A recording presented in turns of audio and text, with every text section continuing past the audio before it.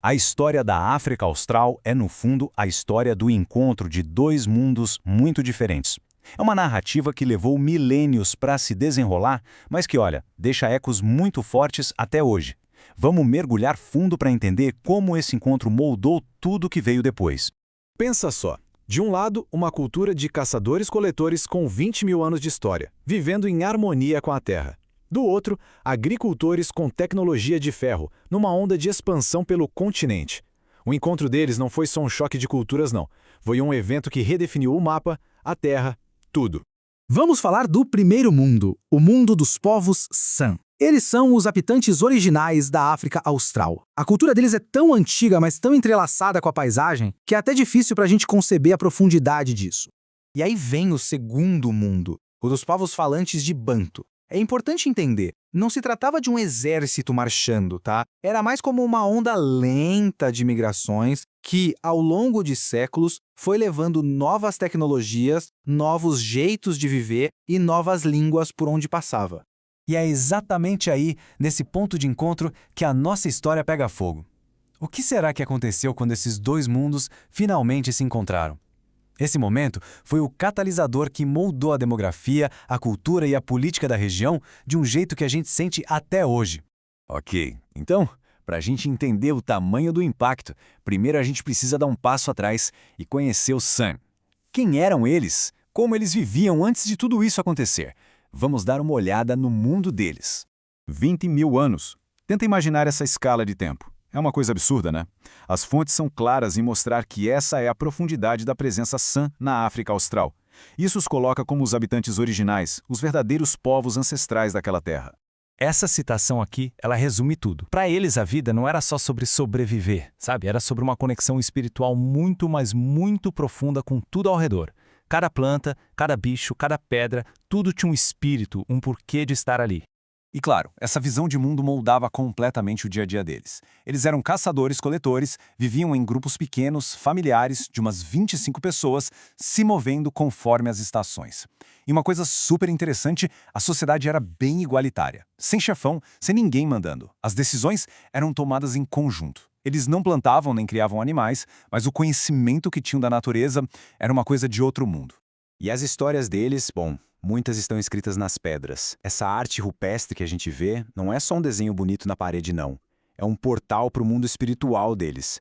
Os xamãs pintavam certos animais, como o eland, que era sagrado, para conseguir canalizar a energia e acessar o reino espiritual. Então, cada imagem dessa é, na verdade, um registro de uma vida religiosa super rica.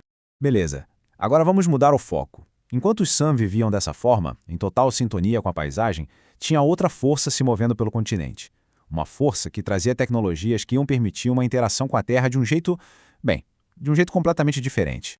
Mas afinal, o que foi essa tal de expansão Banto? É super importante entender que não foi uma invasão única, com exércitos.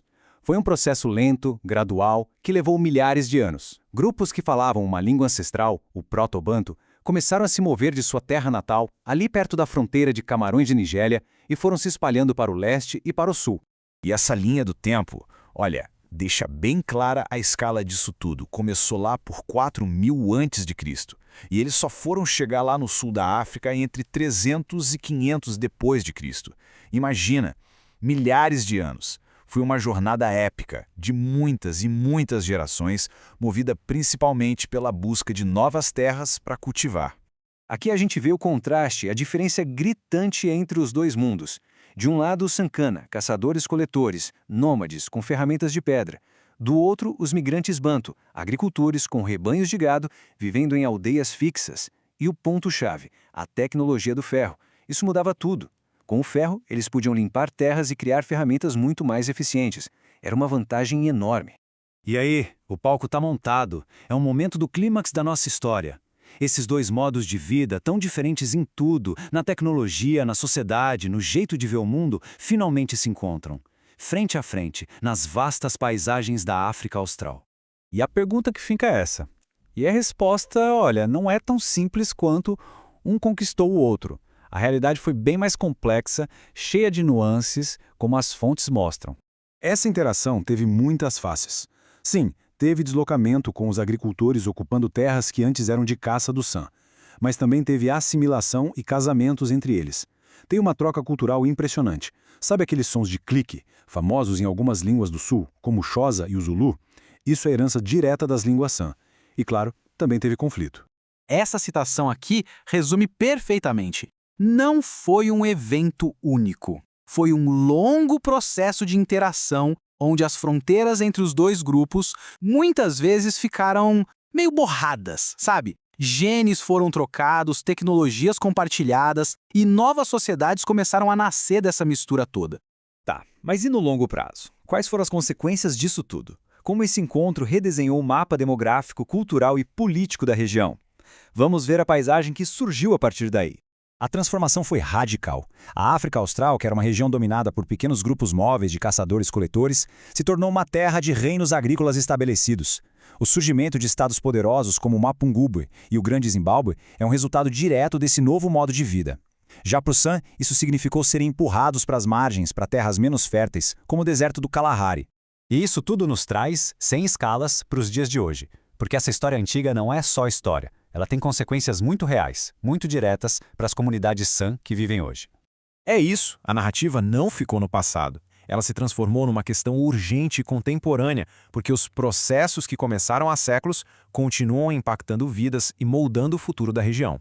Essa declaração de um relator especial da ONU, ela é pesada e captura o sentimento de marginalização que muitos San enfrentam. É o eco direto daquela perda histórica de terras e autonomia. É a sensação de serem estrangeiros na sua própria pátria ancestral. E os desafios são bem concretos. A perda de terras continua, seja em disputas na justiça ou em remoções forçadas. A discriminação social gera pobreza. E como se não bastasse, as mudanças climáticas agora ameaçam os ecossistemas frágeis dos quais a cultura e o modo de vida deles dependem. E a gente termina com essa pergunta no ar. A história do encontro entre o San e os povos Banto nos deixa com um dilema moderno. Como uma cultura tão antiga, com uma conexão tão profunda com a Terra, pode não apenas sobreviver, mas de fato prosperar num mundo que mudou tanto ao seu redor? A resposta para essa pergunta, bom, ela está sendo escrita agora mesmo.